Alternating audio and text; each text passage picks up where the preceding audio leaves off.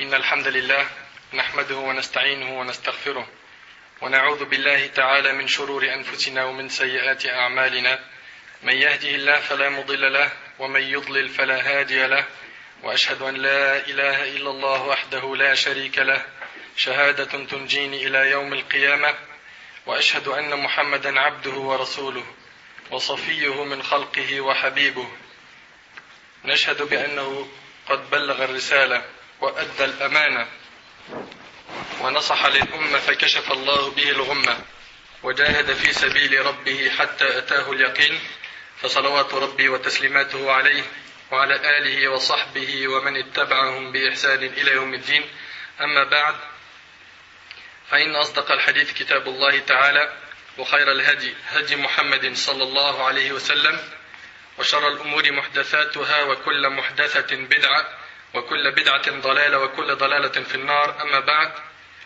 Tout d'abord, avant de commencer, Inch'Allah, j'aimerais remercier mon frère Younis, أسأل الله سبحانه وتعالى أن يبارك فيه وأن يكثر من هؤلاء الشباب المخلصون المجتهدون. Je demande à Allah subhanahu wa ta'ala de remercier mon frère Younis ainsi que le frère Rachid pour cette invitation dont je sais que je n'ai pas les épaules et je ne suis pas à la hauteur pour être là. Mais Allah subhanahu wa ta'ala fait que lorsque les savants disparaissent et les savants sont comme l'eau pour faire les ablutions, on utilise at-tayammum. Vous savez, quand on ne peut pas faire les ablutions, on utilise de la poussière. Et aujourd'hui, vous avez devant vous de la poussière. Une personne qui n'a pas de niveau. Mais comme on n'a plus de savants, et ben on place des gens comme moi.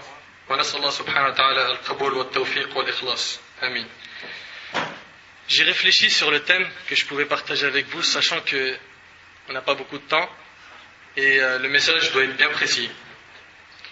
Donc je me suis dit qu'on va parler d'un thème qui est très important, qui touche chaque musulman et chaque musulmane. Ce thème-là, pour ne pas faire très long, est comment augmenter sa foi. Comment augmenter sa foi. Ça veut dire quoi, comment augmenter sa foi? Ça veut dire que le musulman dans sa vie, il rencontre tout au long de l'année des baisses de foi et des moments, il a des montées de foi. On le voit, dans Ramadan déjà, les gens, mashallah, ils sont tous motivés, ils sont à la mosquée, la lecture du Coran, tout se multiplie au niveau des adorations. Après, on voit qu'il y a des saisons où c'est la période creuse. La foi, elle fait une chute. L'été, quand les gens ils retournent au bled. En plus de ça, c'est des pays musulmans. Normalement, c'est l'inverse. Tu vas dans un pays musulman, ta foi, elle monte. Dans la croyance des gens de la sunna et du consensus, la foi augmente par les bonnes actions et diminue par les péchés. La foi d'un croyant peut augmenter ou diminuer. La preuve, Allah tabaraka ta'ala dit dans Surat al-Fath, Surat 84, verset 4, هو الذي أنزل السكينة في قلوب المؤمنين ليزدادوا إيمانا مع إيمانهم ليزدادوا. C'est lui qui a fait descendre la quiétude dans les cœurs des croyants, afin qu'ils ajoutent une foi à leur foi. C'est-à-dire que leur foi, elle augmente. Le problème qu'on rencontre aujourd'hui, mes frères et sœurs, c'est que beaucoup de gens ont des baisses de foi et ils ne s'en rendent même pas compte. Ça, c'est un grand problème. Une personne aujourd'hui a des baisses de foi et la raison en est que son entourage, il est fatigué. Il faut le dire clairement. La première chose, c'est l'entourage. Alors lui, il se sent normal. Pourquoi? Parce que comme tout le monde autour de moi, il est comme moi, je ne vois pas pourquoi je ne serais pas normal. Moi, je suis normal. Parfois, cette personne se sent normal parce que son cas est moins pire que d'autres. Il se dit, écoute, moi je fais la prière, il y en a d'autres qui ne le font pas du tout. Et on a tendance à se comparer à ceux qui sont en bas, alors que en islam, il faut se comparer avec ceux qui sont au-dessus de nous. Tu veux te comparer à quelqu'un, tu te compares à celui qui connaît le Coran par cœur, celui qui prêche, celui qui maîtrise l'arabe, qui comprend l'arabe. Ces gens-là, compare-toi à eux. Mais une personne, subhanallah, qui fait juste ses prières et qui dit, moi, alhamdoulilah, je suis mieux que l'autre parce qu'il ne prie pas, il n'a pas fait une bonne comparaison. Sachez que les compagnons, radiyallahu anhum, faisaient très attention à leur foi. Et nous devons prendre exemple sur eux. Omar, radiyallahu anhu, disait à ses compagnons, venez, nous allons augmenter notre foi. Et vous savez tous que Omar, c'était un grand compagnon, un très grand compagnon, radiyallahu anhu. Il disait aux compagnons, venez, nous allons augmenter notre foi. Est-ce que ça nous arrive de temps en temps, avec nos amis, ceux qui sont à l'école, au travail, et qui fréquentent, ils côtoient des musulmans? Ça nous arrive de dire à nos amis, viens, on fait augmenter notre foi. Viens, on parle un petit peu d'Allah, dans la récréation, dans le moment du déjeuner ou autre. Ou plutôt, parle de ce bas monde, ce bas monde, ce bas monde, ce bas monde, ce bas monde, ce bas monde, et ce qui contient, et stop. Ibn Mas'ud radiyallahu anhu disait, asseyez-vous avec nous. Pourquoi? Nous allons augmenter notre foi. Subhanallah. Et Abdullah ibn Mas'ud il disait dans ses invocations, oh Allah, augmente ma foi, ma certitude et ma compréhension dans la religion. C'est eux nos exemples, nos ancêtres. C'est eux nos ancêtres. Nos exemples, c'est eux. Non les stars, les chanteurs, les acteurs, les comédiens, etc. Si tu veux des exemples, c'est ces gens-là.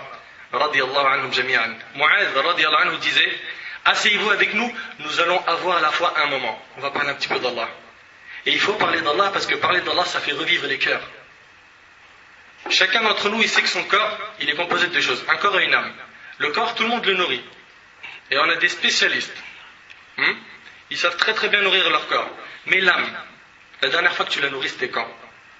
C'est quand la dernière fois que tu as écouté un audio de religion, ou que tu es parti à la mosquée, ou que tu as cherché à faire un petit peu de demande de science, ou les traditions prophétiques montrent clairement que la foi peut tout à fait faiblir et qu'il est donc indispensable d'agir pour la renforcer. Mais avant même de voir les moyens préconisés pour ça, avant de voir comment augmenter sa foi, il faut d'abord déterminer quels sont les facteurs et les causes étant à l'origine de l'affaiblissement de la foi. On ne peut pas parler d'augmentation de foi si on ne sait pas d'abord qu'est-ce qui fait diminuer la foi. Une étude minutieuse du Coran et des hadiths permet d'en dégager un certain nombre, dont les suivants. Première chose qui fait baisser la foi, écoutez bien et notez, ou apprenez par cœur. La première chose qui fait que ta foi elle fait comme ça, une chute libre, le manque de science dans la religion. L'ignorance. Le manque de science dans la religion. Le manque de science religieuse est à l'origine de l'affaiblissement de la foi. Surtout pour les personnes qui sont en contact avec des cercles où les principes de l'islam ne sont pas pris en considération.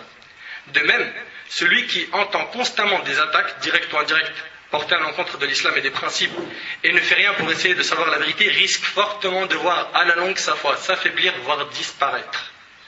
Ça, on le voit, et on le vit. Vous savez, sur Paris, un de mes amis il me dit que 8 ou 9 parmi les gens qu'il connaît, des musulmans, ils sont partis voir leurs parents, ils ont dit, voilà, on a des questions qu'on nous pose à l'école.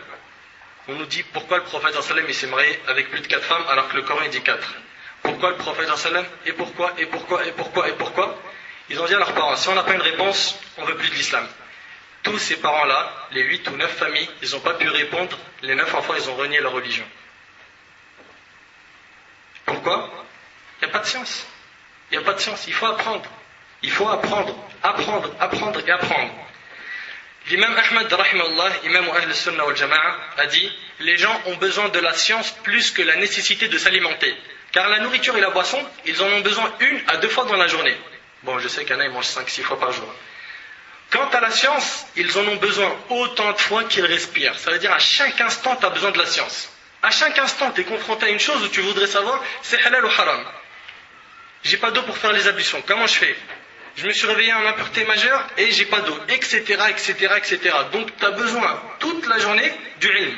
Ibn al-Jawzi, rahimahullah, a dit dans Talbis Iblis, sache que la première ruse du diable, d'Iblis, sur les hommes est de les détourner de la science.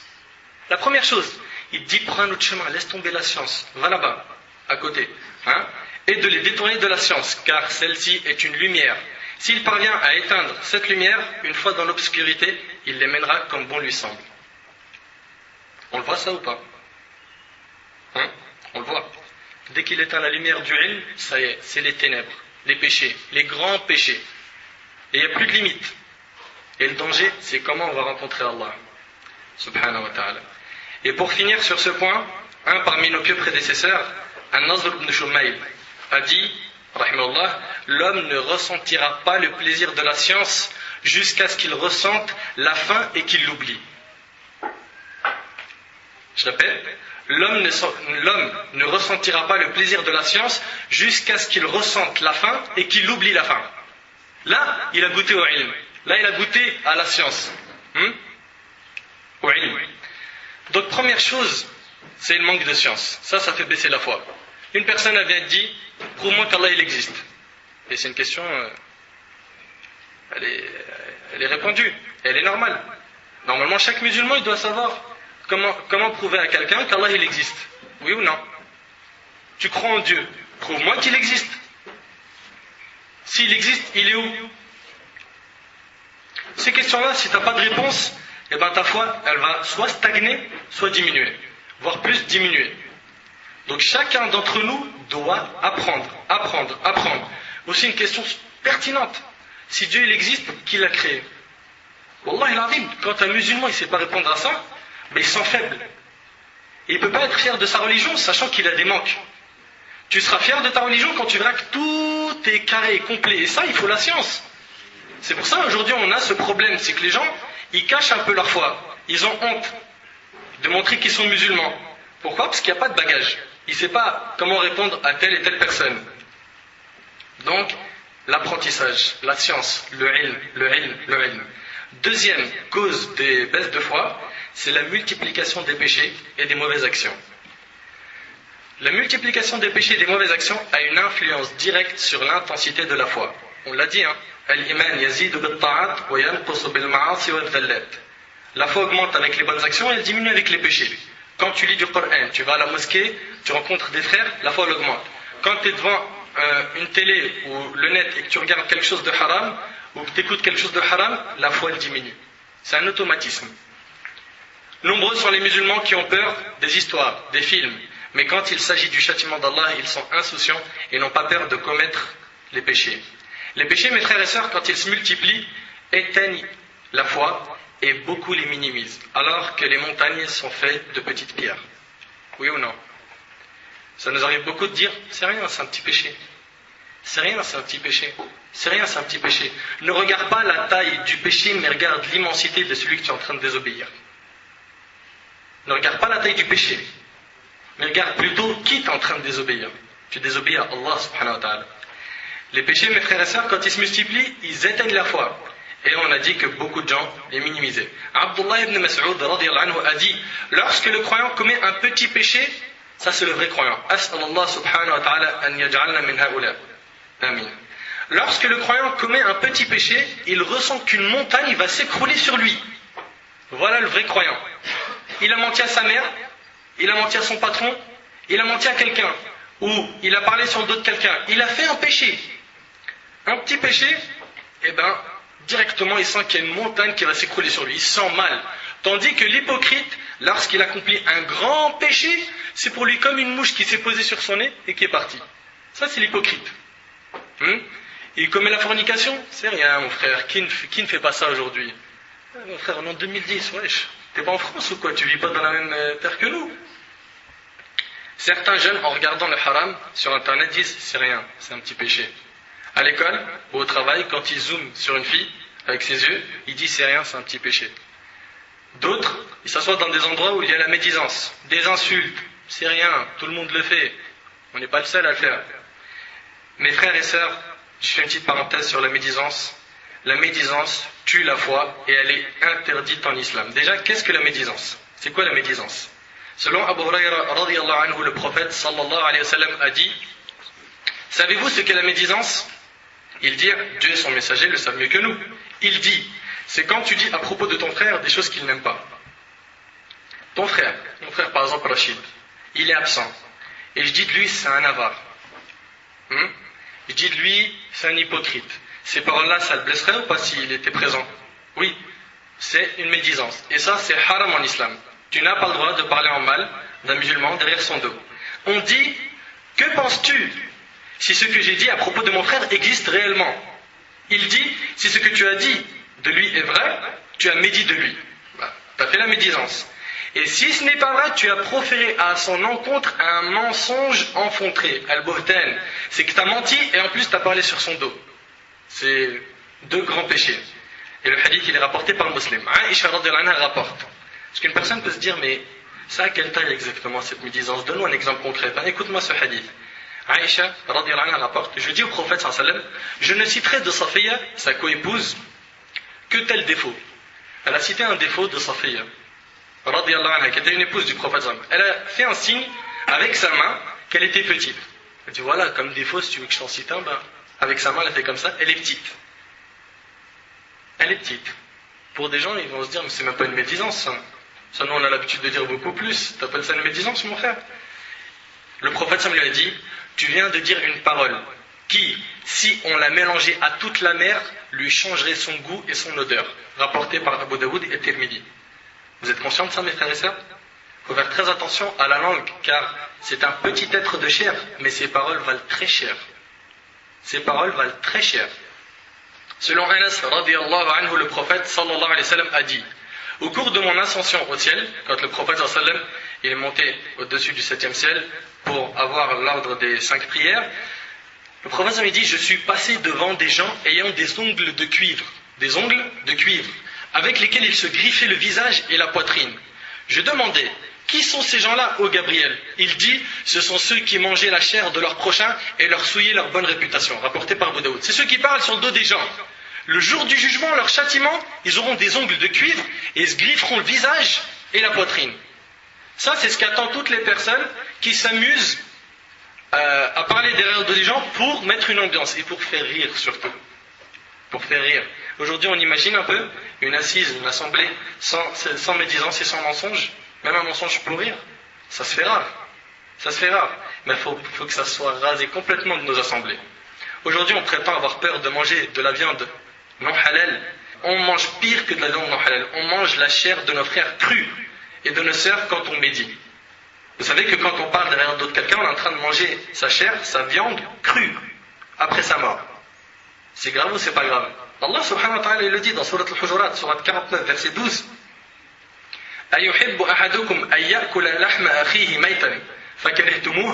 L'un de vous aimerait-il manger la chair de son frère mort? Non, vous en aurez horreur. Donc la médisance, c'est pas un petit péché, en réalité c'est un énorme péché, un grand péché, faites très attention. Vous avez un de vos frères ou une de vos sœurs qui commet ce péché-là, mettez-le en garde. Je vais taqillah, crains Dieu. Délaisse, laisse tomber, stop, arrête. Tu vas commencer à parler d'un tel, c'est pas la peine. Directement, parce que même le fait d'écouter sans participer, juste écoute, tu es déjà dans le péché. Pourquoi? Parce que tu as accepté qu'on désobéisse à Allah avec un grand péché et tu as gardé le silence. C'est grave. Mis à part la médisance, parmi les péchés, il y a le fait que certaines filles et garçons vont dans des centres commerciaux pour acheter des trucs et ça se retrouve à essayer de séduire un tel et un tel, voire même des fois le caissier ou la caissière. Et bien sûr, c'est rien, c'est un petit péché. Il prie pas, c'est rien, c'est un petit péché. Ma sœur, elle porte pas son hijab, c'est rien, c'est un petit péché. Ils sont mauvais avec leurs parents et les familles, c'est pas grave, c'est un petit péché. Ils mangent l'usure, c'est rien. Ils trichent dans le commerce, c'est rien. Ils mentent, c'est rien. Mais jusqu'à quand, c'est rien? Jusqu'à quand? Il n'y a plus de limite. Où sont passés les textes de la religion? Allah subhanahu wa ta'ala dit dans Surat Al-Kahf que les gens diront le jour du jugement, Ma li hadha al-kitab la yughadiru saghiratan wa la kabiratan illa ahsaha wa wajadu ma amilu hadira wa la yadhlimu rabbuka ahada. Le jour du jugement, les gens ils vont recevoir leur livre de leurs actions. Celui qui va recevoir son livre de la main droite, inshallah, il est min ahl al-jannah. As'Allah subhanahu wa ta'ala an yaj'alna jami'an min ahl al-jannah. Amin. Donc ceux qui recevront leur livre de leurs actions de la main droite, ceux-là ils sont pour le paradis. Ceux de la main gauche, ils sont pour l'enfer. Qu'a donc ce livre? Ça c'est les gens qui diront ça le jour du jugement. Qu'a donc ce livre à nos maîtres de mentionner ni péché véniel, ni péché capital? C'est quoi ce livre-là? Il contient tout. Tout ce que j'ai fait. Et vous savez, des fois on a tendance à faire des péchés et penser qu'Allah il l'a oublié. Ou on sait qu'il l'a inscrit, mais nous-mêmes on l'oublie. Et ça c'est très grave, parce que le jour du jugement, tu verras tout dans ton livre. Les gens diront qu'a donc ce livre à nos maîtres de mentionner ni péché véniel, ni péché capital. Mais qu'est-ce qu'il y a ce livre? Il y a tout dedans. Il y a les plus petits péchés que j'ai faits comme les plus grands.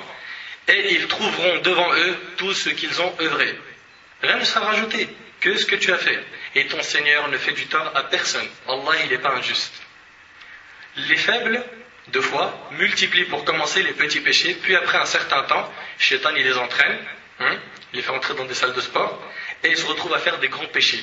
Et même le pire, c'est quoi? C'est qu'ils s'en vantent. Vous avez déjà vu des gens qui se vantent de leurs péchés? Oui ou non? Non? Jamais? Vous avez jamais vu quelqu'un dire, moi je sors avec une meuf? Vous avez jamais vu quelqu'un dire, hier j'ai volé le poste radio de telle voiture? J'ai réussi à prendre tel scooter de telle cité? Non? Ils se vantent de leurs péchés. Et le prophète sallallahu alayhi wa sallam dit qu'Allah il fera miséricorde à toute la communauté sauf ceux qui divulguent leurs péchés. Ceux-là, Allah il leur fait pas miséricorde le jour du jugement.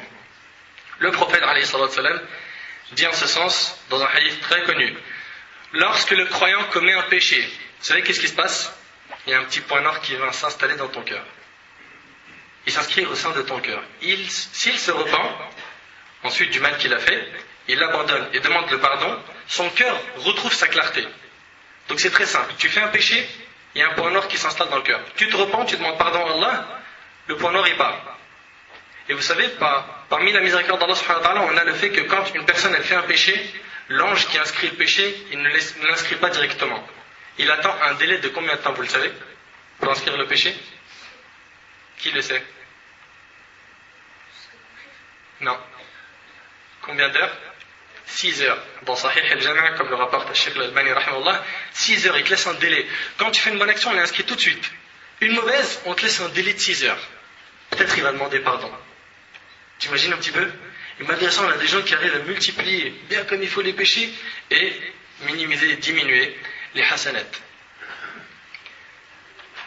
On reprend. S'il se repent, l'abandonne et demande le pardon, son cœur retrouve sa clarté. S'il augmente ses mauvaises actions, le point noir s'étend progressivement jusqu'à recouvrir entièrement son cœur.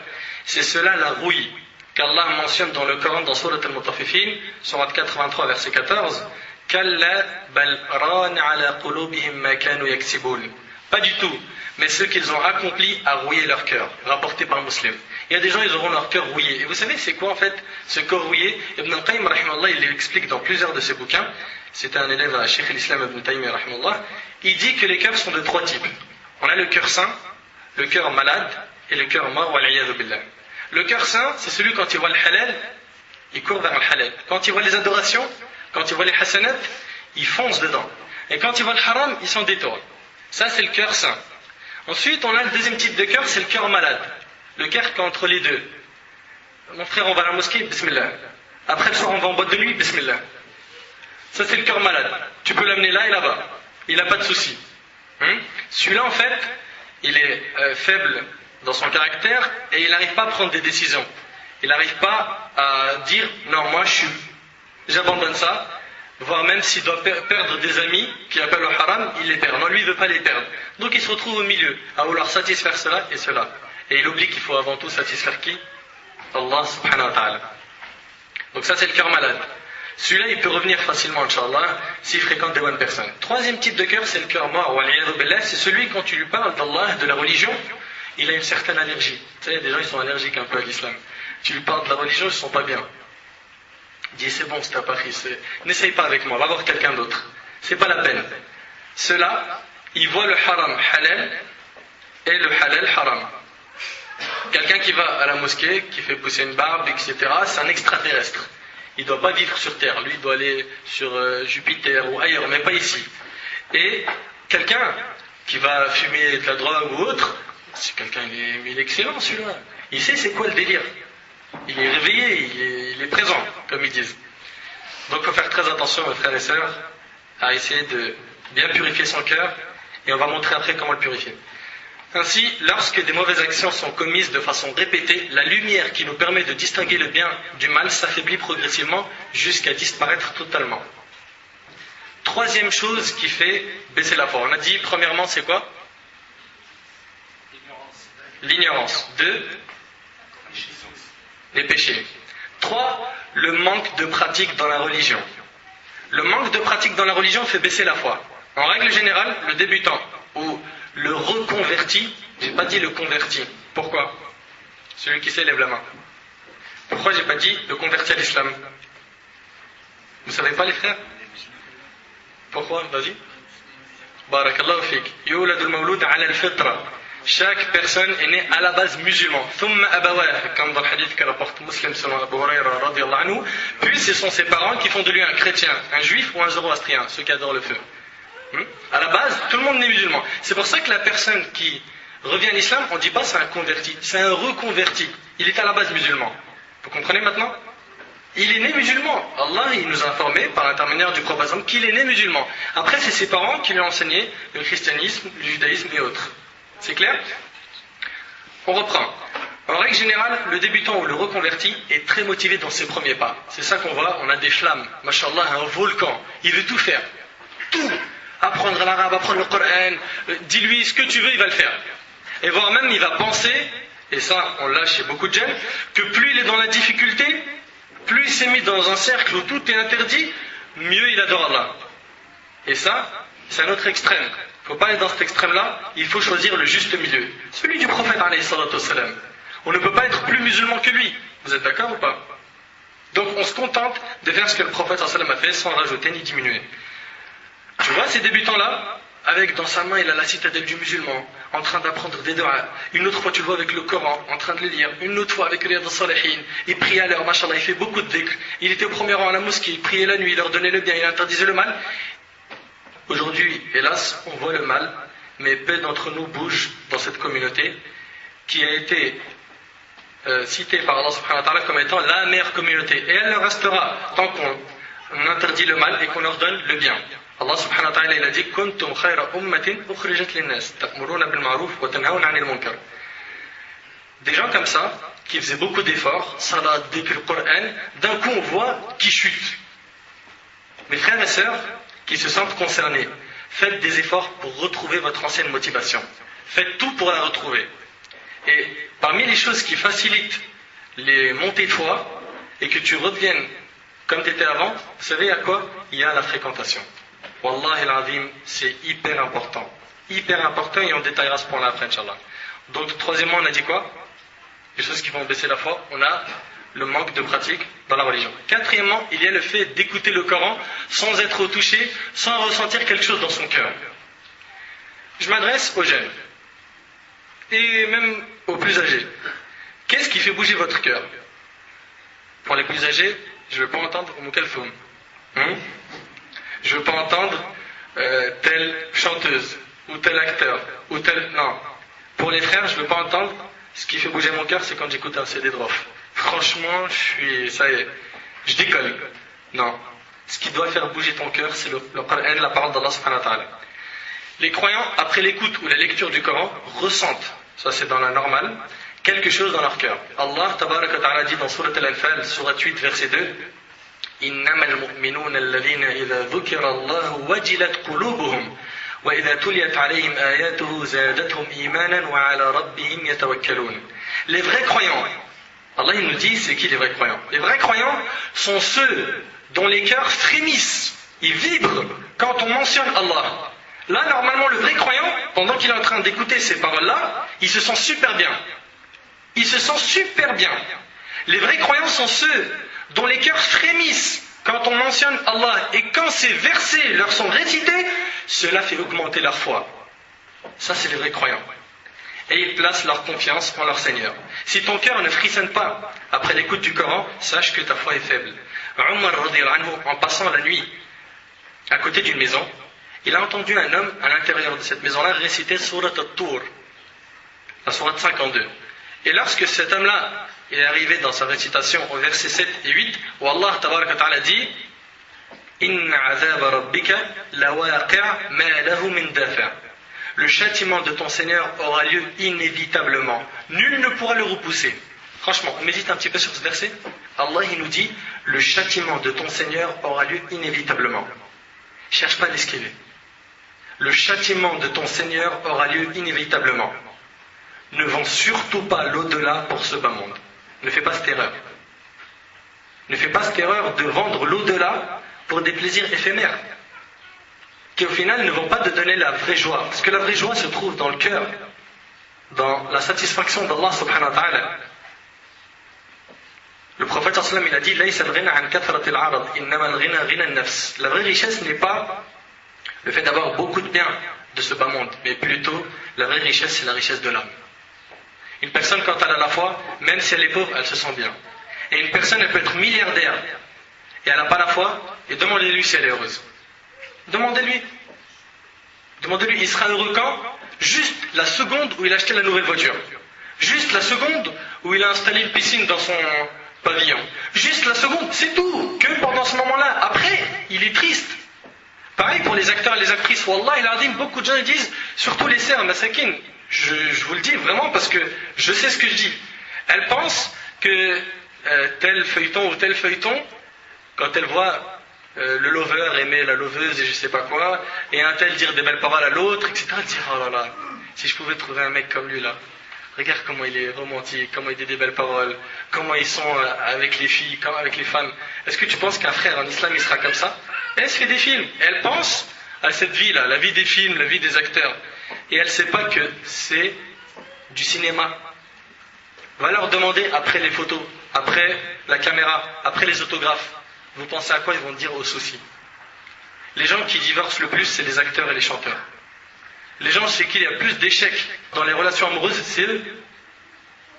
Tout ce qui est télé, croyez-moi, c'est du cinéma. Ne croyez surtout pas en cette vie. Et en islam, on peut vivre dans un couple une relation qui est 1000 fois mieux que ce qu'on voit à la télé. Mais pour ça, il faut lire et s'instruire. Donc Omar, il passe et il entend ça. Le châtiment de ton Seigneur aura lieu inévitablement. Nul ne pourra le repousser. Personne ne peut repousser le châtiment d'Allah le jour du jugement.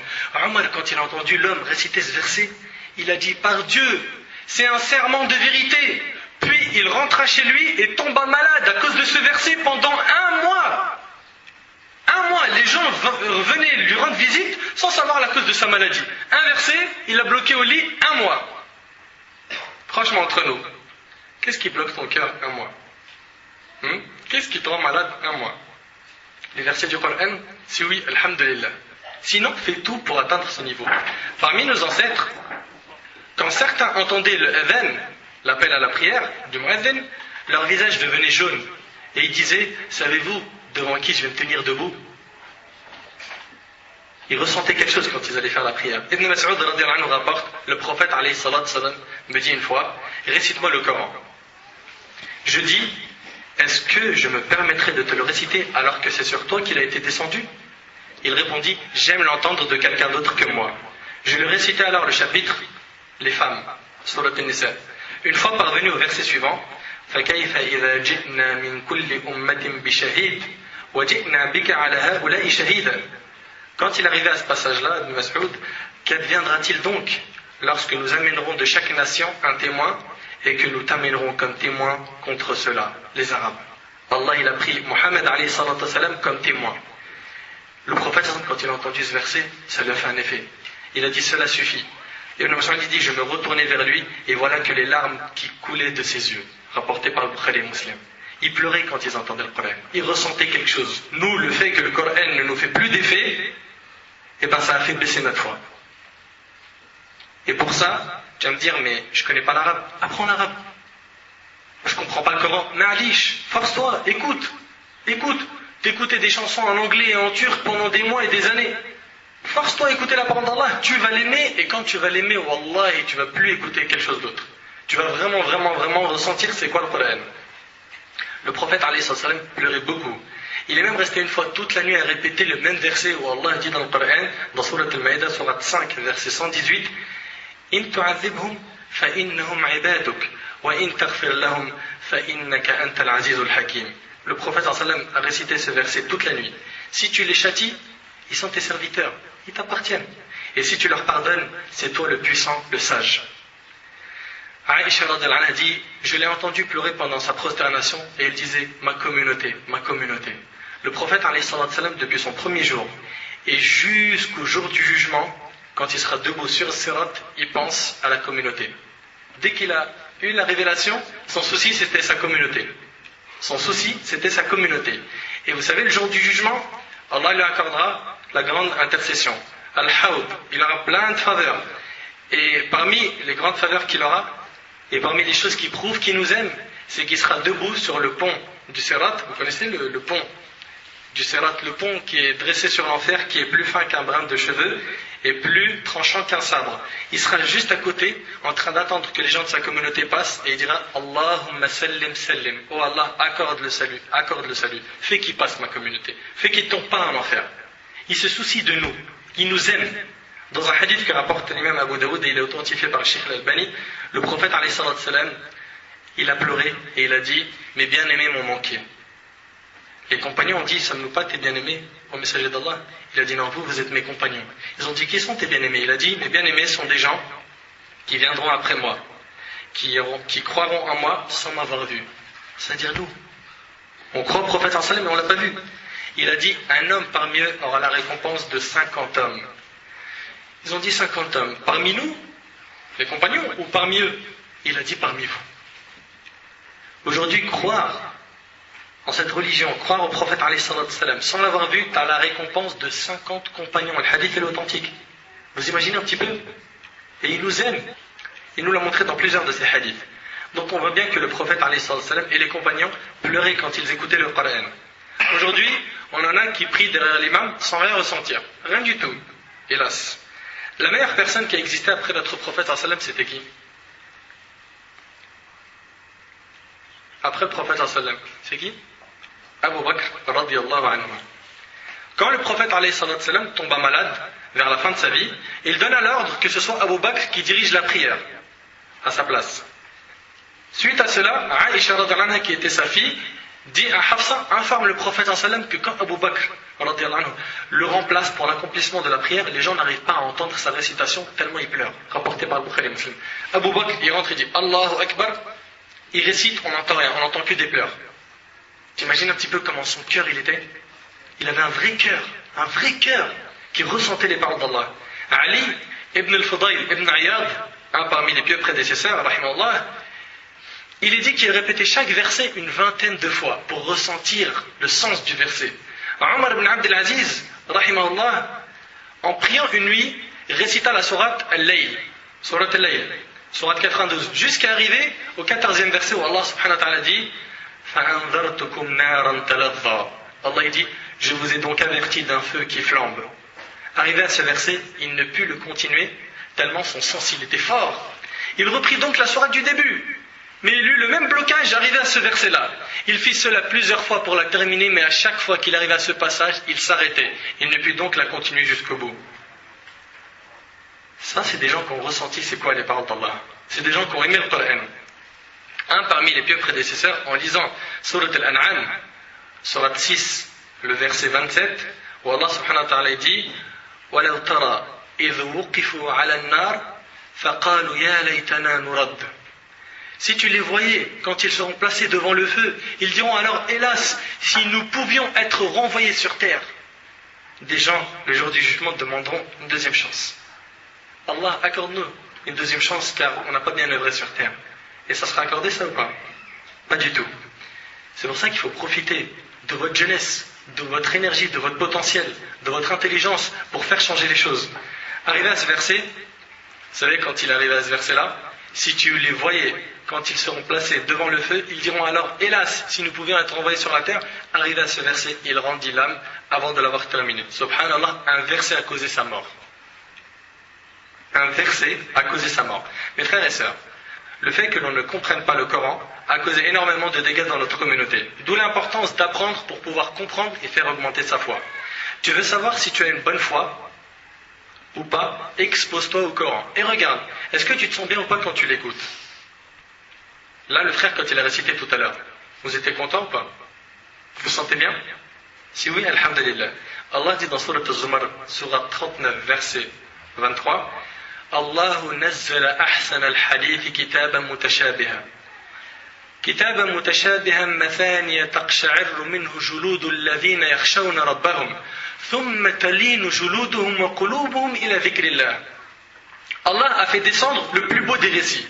Le plus beau des récits, c'est pas les chansons de rap, c'est pas les poésies, c'est pas les paroles d'amour qu'on voit sur le net et les chats et les forums. Non, Allah a fait descendre le plus beau des récits, un livre dont certains versets se ressemblent et se répètent. Et subhanallah, le Coran, il a une magie sur les cœurs. Tu le répètes tous les jours. Est-ce que tu en as marre? Une sourate, tu peux la lire tous les jours et la relire et la relire et la relire. C'est pas comme n'importe quel texte. Subhanallah, c'est une magie. Le Coran, vraiment ajib. Tu te sens tout le temps bien et tu as tout le temps envie de relire sans t'en lasser. Les peaux de ceux qui redoutent leur Seigneur frissonnent à l'entendre. Regardez bien, ceux qui redoutent Allah subhanahu wa ta'ala, leur peau, elle frissonne quand ils écoutent le Coran. Tellement ils se sentent bien. Puis leur peau et leur cœur s'apaisent au rappel d'Allah. Voilà ce qui apaise normalement les cœurs. Ala bi dhikrillah tatma'innul qulub, n'est-ce pas, avec les paroles d'Allah que les cœurs s'apaisent. Aujourd'hui, beaucoup écoutent le Coran sans méditer sur ses sens. Et Allah dit dans Surat Muhammad, Surat 47, verset 24, أَفَلَا يَتَدَبَّرُونَ الْقُرْآنَ أَمْ عَلَى قُلُوبٍ أَقْفَالُهَا. Ne méditent-ils pas donc sur le Coran? Ils ne méditent pas ces gens-là sur le Coran quand ils écoutent? Ou y a-t-il des cadenas sur leur cœur? Hélas, il y a des gens, ils ont des cadenas sur leur cœur. La parole d'Allah ne leur fait plus d'effet. Ces gens-là, on demande à Allah subhanahu wa ta'ala qu'il les guide. Amin. Cinquième chose qui fait baisser la foi, c'est avoir un attachement excessif pour les choses matérielles de ce bas monde. Les choses matérielles, voiture, le luxe, ces choses-là, si ton cœur il est trop attaché à ça, ça fait chuter la foi. Le Coran proclame de façon explicite que les biens de ce monde constituent des épreuves pour le croyant. Dans Surat Al-Taghabun, Surat 64, verset 15, Allah dit Innama amwalukum wa awladukum fitna. Wallahu indahu ajrun azim. Vos biens et vos enfants sont une tentation. Fitna. Alors qu'auprès d'Allah est une énorme récompense. Et dans Surat Al-Kahf, Surat 18, verset 7, Allah il dit Inna ja'alna ma 'ala al-ard zina. Zinatan laha linabluwahum ayyuhum ahsanu 'amala. Nous avons placé ce qu'il y a sur la terre pour l'embellir, afin d'éprouver les hommes et afin de savoir qui d'entre eux sont les meilleurs dans leurs actions. Pourquoi là il a fait qu'il y ait toutes ces choses qui sont belles sur terre? C'est pour éprouver les êtres humains, les mettre à l'épreuve, voir est-ce qu'ils seront plus attachés à Allah subhanahu wa ta'ala ou au matériel. Ils peuvent constituer une assistance pour lui, tout comme ils peuvent être à l'origine de sa perte. Tout dépendra de la place qu'il accorde à ces choses-là. S'ils s'attachent de façon excessive à elles, au point de faire passer leur amour avant celui d'Allah et de son messager, alayhi salatu salam, sachez que cet homme-là a dévié du droit chemin. Et le prophète, alayhi salatu salam, a dit, par Dieu, le prophète, est-ce qu'il a besoin de jurer? C'est bien Sadiq al-Amin, le véridique, le digne de confiance. Le prophète, il dit, par Dieu, ce n'est pas la pauvreté que je crains pour vous. Ah bon? C'est quoi alors, ya Rasulullah? Je crains plutôt que ce monde ne vous soit offert comme il avait été offert à ceux qui vous ont précédés. C'est-à-dire que les richesses, elles viennent de tous les sens et qu'elles vous aveuglent. Que vous ne le vous disputiez comme ils se le sont disputés et qu'il ne cause votre perte comme il a causé la leur. Rapporté par le Bukhari et Muslim. Ce qui a causé la perte des générations qui sont passées avant nous, c'est leur attachement à cette dunya. Et le prophète il n'a pas peur pour nous de la pauvreté. Non. Et si tu veux laisser quelque chose à tes enfants en héritage, toi père de famille ou toi mère de famille qui m'entend, laisse la religion. Laisse l'islam. Laisse-leur dans le cœur. Qala Allah, qala Nabi alayhi salatu wassalam. Laisse-leur ça. Wallah, ils ne vont pas s'égarer. Ils ne vont pas s'égarer. Ils seront toujours, Inch'Allah, sous la protection d'Allah. Selon Jabir, ce hadith-là, il nous montre un peu la valeur qu'a ce bas monde auprès d'Allah. Parce qu'il y a des gens, ils vivent pour le luxe, il faut le dire. Il a acheté une voiture, il en veut une deuxième. Il est en train d'économiser, il a acheté un F3 ou un F4, il veut une villa, ici ou au bled. Il a acheté un téléphone Nokia, je sais pas quoi, il veut l'iPhone, il veut l'iPod, il veut le ci, il veut le ça. Tout le temps vers le luxe, la marque, etc. Et bien regardez ce que ça a comme valeur auprès d'Allah, tout ça. Selon Jabir, anhu, le prophète sallallahu alayhi wa sallam traversa le marché, plein de gens étaient sur les côtés. Il passa devant un chevreau mort, une bête morte, ayant de petites oreilles, signe de mauvaise race. C'est un défaut ça sur l'animal. Il le saisit par l'une de ses oreilles et dit « Qui de vous voudrait payer 1 dirham pour ce chevreau? Qui achète ce chevreau qui est mort et qui a un défaut pour 1 dirham? Qui? Il est mort, en plus il a un défaut. Il le vend le prophète, 1 dirham. Vous l'aurez acheté vous? Non. Les compagnons ont dit la même chose. Ils lui dirent, nous n'en voulons pas, même gratuitement. Qu'est-ce qu'on va faire avec ça? À quoi donc nous servirait-il? Puis il dit, voulez-vous qu'il soit à vous? Ils dirent, par Dieu, s'il était vivant, il serait déjà une honte avec ses petites oreilles. Qu'en est-il maintenant alors qu'il est mort? Et là, méditez sur cette parole, le prophète alayhi salam a dit, par Dieu, ce bas monde est certainement plus misérable que ne l'est pour vous ce chevreau, rapporté par Muslim. Ce bas monde, aux yeux d'Allah, il a moins de valeur qu'en a ce chevreau pour vous. Une bête morte. Et c'est à cause de cette bête morte qu'on a de la jalousie, de la haine, des problèmes d'héritage, des problèmes dans l'argent, des problèmes de famille, des problèmes de couple. À cause de dunya. À cause de dunya, les gens ils se séparent. Ils se détestent, ils se jalousent. Ils se concurrencent. Dans quoi? Dans le bas monde. C'est inutile, tu vas mourir et tu auras une seule chose dans tes épaules. Tes œuvres, stop. C'est pour ça que chacun d'entre nous doit se réveiller. Et occupe-toi de ce qui est utile, non de ce qui est inutile. Cela ne signifie pas pour autant qu'il est interdit d'éprouver de l'amour ou de l'attachement pour des choses de ce bas monde. En effet, Allah subhanahu wa ta'ala dit dans le Coran, dans Surat Al-Imran, Surat 3, verset 14, زُيِّنَ لِلنَّاسِ حُبُّ الشَّهَوَاتِ مِنَ النِّسَاءِ وَالْبَنِينَ وَالْقَنَاطِيرِ الْمُقَنطَرَةِ مِنَ الذَّهَبِ وَالْفِضَّةِ وَالْخَيْلِ الْمُسَوَّمَةِ وَالْأَنْعَامِ وَالْحَرْثِ. On a enjolivé aux gens l'amour des choses qu'ils désirent. Il y a des choses qu'Allah il a fait rentrer dans notre cœur, qu'on le veuille ou non, on les aime, d'office. Les hommes, en règle générale, ils aiment tous les femmes. Et l'inverse aussi. Ils aiment les enfants, les trésors, thésaurisés d'or et d'argent, chevaux marqués, bétail, et champs, etc. Donc ça, c'est quelque chose qui est dans notre cœur. Ce passage montre clairement que l'amour des choses citées a été placé par Allah lui-même au sein des êtres humains. Leur présence n'est donc en rien contraire à la foi. Par contre, si l'amour et l'attachement à ces choses deviennent excessifs et qu'ils poussent l'homme à briser les préceptes divins et à violer ses interdits, dans ce cas, effectivement, ils sont considérés comme étant un grand danger pour sa foi. C'est bien compris? Tu veux aimer ce bas monde, aime-le, mais ne le fais pas entrer dans ton cœur. Fais entrer dans ton cœur l'au-delà et fais que le bas monde, son amour, il soit dans ta main. Si ça tombe, c'est pas grave. L'essentiel, c'est que dans ton cœur, tu as quelque chose de solide, c'est l'au-delà. Hélas, aujourd'hui, on a des gens qui mettent l'au-delà dans leurs mains et le bas monde dans le cœur. Ceux-là, ils sont en danger, qui se réveillent vite avant qu'il soit trop tard. Sixième chose qui fait baisser la foi, après qu'on ait cité l'amour des choses de ce bas monde. Sixième chose, le fait de rester trop longtemps à l'écart d'un environnement spirituel sain et de la fréquentation des gens pieux.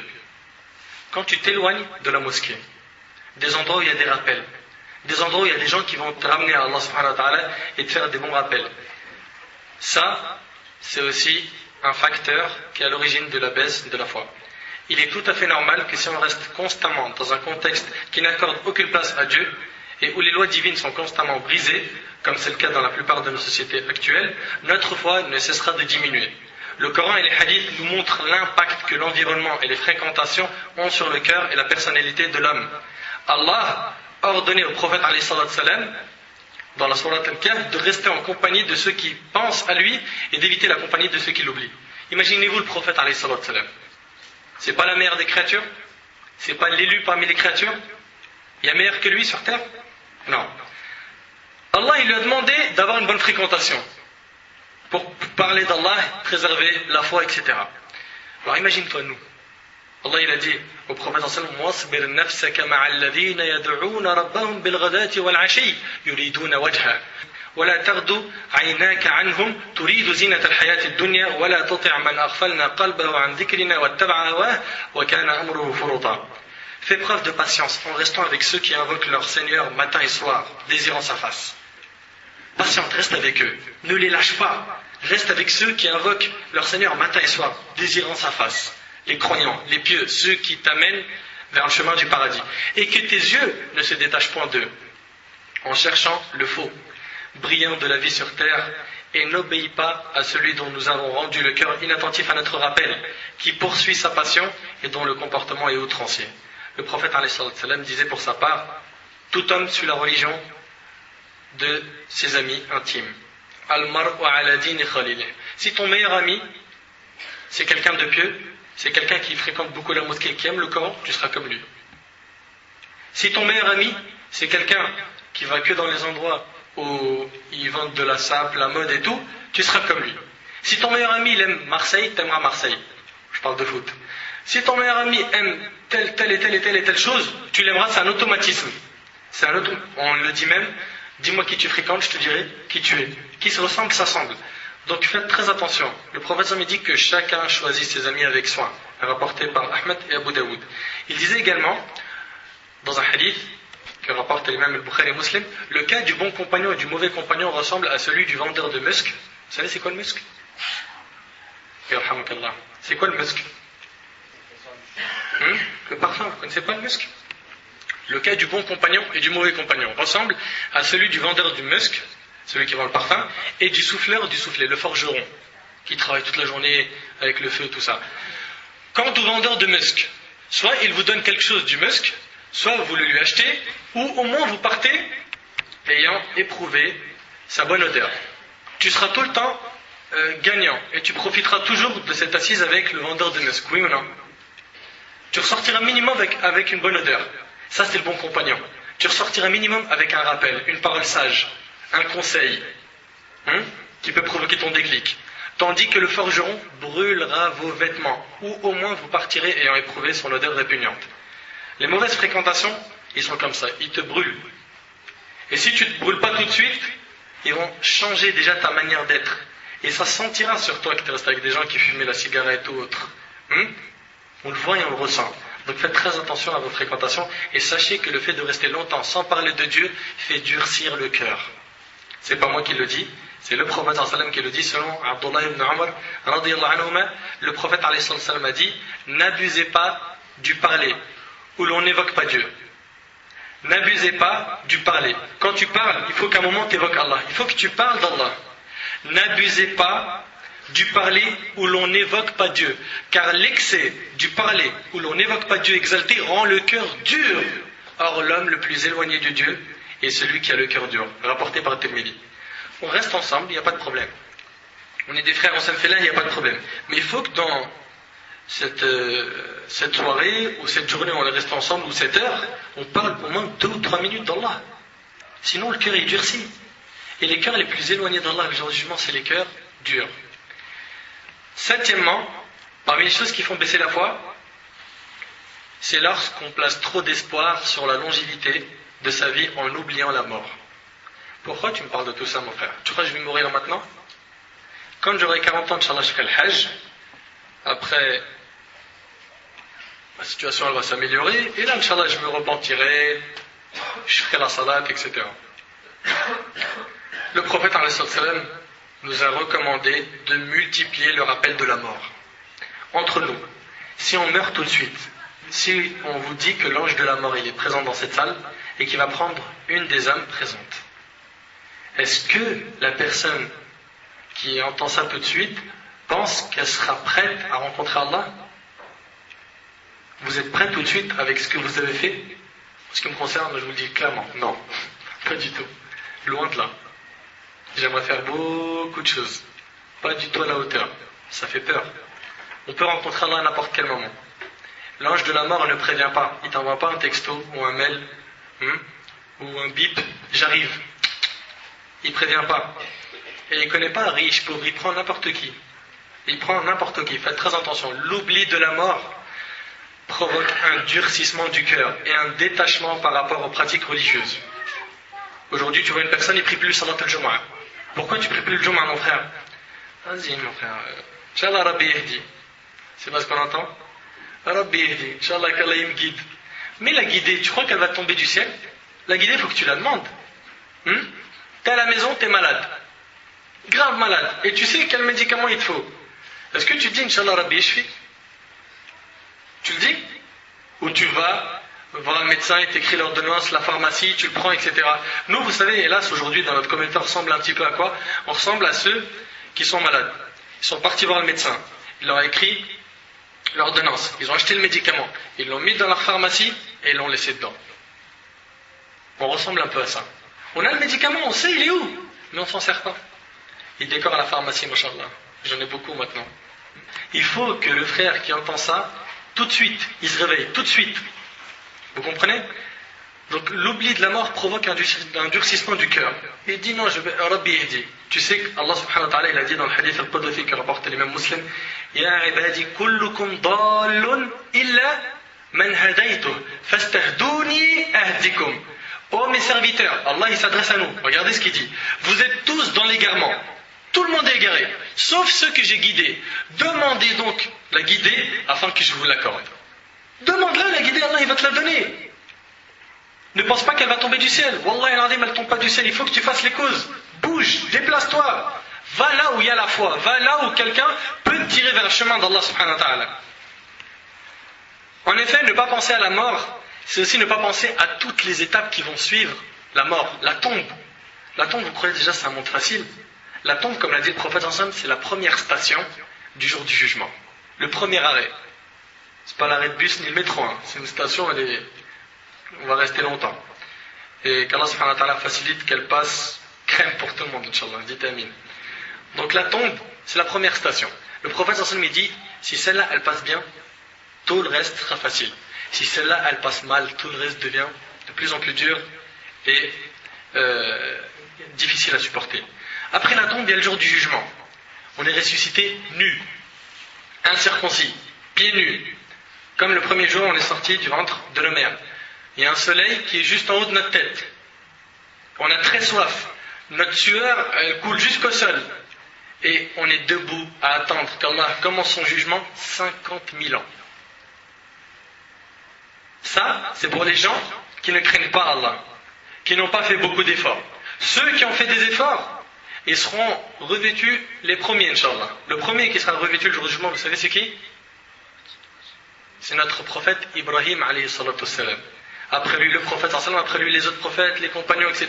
Et chacun en fonction de sa foi, il trouvera directement des vêtements. Et Aïcha d'ailleurs, elle a posé une question que peut-être certains d'entre vous se posent. Mais nu, ya Rasulallah, elle demande au prophète nu. Chacun sera en train de regarder l'autre. Il a dit l'affaire est beaucoup plus importante et beaucoup plus grave que ça, ya Aïcha. Crois-moi, tu n'auras pas le temps de penser à quelque chose. Pourquoi? Parce qu'Allah il va faire ramener l'enfer, et l'enfer elle sera autour de nous, et on sera agenouillé devant l'enfer en train d'entendre ces bruits. Allah il dit takadu tamayyadu min al-ghayz. L'enfer elle est en train de faire des cris, des hurlements. Pourquoi? Parce qu'elle veut des gens qui rentrent dedans pour les punir, parce qu'ils ont désobéi à Allah. T'imagines un petit peu? C'est une scène, elle est dure mon frère. Là tu es vivant, tu peux encore œuvrer, tu peux changer tout ce que tu as fait, tu peux te repentir, tu peux tourner la page. Et Allah subhanahu wa ta'ala ne va pas te pardonner tes péchés, mais il va te les transformer en bonne action. Si tu reviens sincèrement, t'imagines, tu es conscient de ça un petit peu? Ça vaut le coup, Wallah al-Azim, ça vaut le coup. Donc chacun d'entre nous, il doit se dire, après ce rappel, Inch'Allah, aujourd'hui, je tourne la page, je me repens. C'est une page propre où je vais inscrire que des bonnes actions, Inch'Allah. La tombe, le jour du jugement, la traversée du Sirat, le paradis, l'enfer. Le Coran l'exprime dans Surat al-Hadid, Surat 57, verset 16. أَلَمْ يَأْنِنِ الَّذِينَ آمَنُوا أَنْ تَخْشَعَ قُلُوبُهُمْ لِذِكْرِ اللَّهِ وَمَا نَزَلَ مِنَ الْحَقِّ وَلَا يَكُونُوا كَالَّذِينَ أُوتُوا الْكِتَابَ مِنْ قَبْلِ فَطَالَ عَلَيْهِمُ الْأَمَدُ فَقَسَتْ قُلُوبُهُمْ وَكَثِيرٌ مِّنْهُمْ فَاسِقُونَ. Allah il dit, le moment n'est-il pas venu pour ceux qui ont cru que leur cœur s'humilie à l'évocation d'Allah? Le moment il n'est pas venu que ton cœur il se calme un petit peu, il s'humilie pour Allah. Le moment n'est-il pas venu pour ceux qui ont cru que leur cœur s'humilie à l'évocation d'Allah et devant ce qui est descendu de la vérité, c'est-à-dire le Coran, et de ne point être pareil à ceux qui ont reçu le livre avant eux? Ceux-ci trouvèrent le temps assez long. Voilà les gens qui étaient avant nous, ils se disaient quoi? On a le temps, on va pas se repentir maintenant mon frère. Attends mon frère, on est jeunes, laisse-nous vivre un peu. Pourquoi tu veux nous étouffer tout de suite? Sachez déjà que ceux qui pensent que dans la religion il y a plus de haram que de halal, ils n'ont rien compris à la religion. Il y a plus de choses autorisées que de choses interdites dans l'islam. Et chaque chose qui a été interdite, derrière elle il y a une sagesse qui est claire. Car Allah subhanahu wa ta'ala, quand il nous ordonne une chose, il y a une sagesse, et quand il l'interdit, c'est aussi pour une sagesse. Nous, des fois on ne le voit pas. Pourquoi? Parce qu'on n'a pas étudié. On ne lit pas assez, on ne bouquine pas, on n'écoute pas des audios. Instruis-toi, tu vas voir qu'à chaque fois tu vas dire subhanallah, je ne savais pas qu'on avait le droit de faire ça, je ne savais pas qu'on avait le droit de faire ça. Et tu verras que tu as beaucoup de choses qui sont autorisées. Donc Allah dit, et de ne point être pareil à ceux qui ont reçu le livre avant eux. Ceux-ci trouvèrent le temps assez long et leur cœur s'endurcir. Et beaucoup d'entre eux sont pervers. Donc, septièmement, le fait d'oublier la mort ou de dire, c'est pas maintenant de toute façon. Ça, il est encore tôt. Dans mon quartier, là où j'habite, sur Paris, et dans les alentours, proche banlieue, Wallah al-Azim, le nombre de jeunes qui meurent, c'est impressionnant. Ils meurent pourquoi? Il est parti faire du sport, ils lui ont dit ton téléphone portable, il a dit non, ils l'ont tué. Il avait moins de 15 ans. Un de mes voisins, il est descendu manger un grec avec des amis à lui, ils étaient 5. Wallah, je vous le jure par là, je ne suis pas en train de vous inventer des histoires. il est parti acheter un sandwich, un chicken, à minuit. Il était avec 5 ou 6 de ses amis. Un scooter, il est passé, avec cagoule, etc. Il a sorti un pistolet, 5 balles.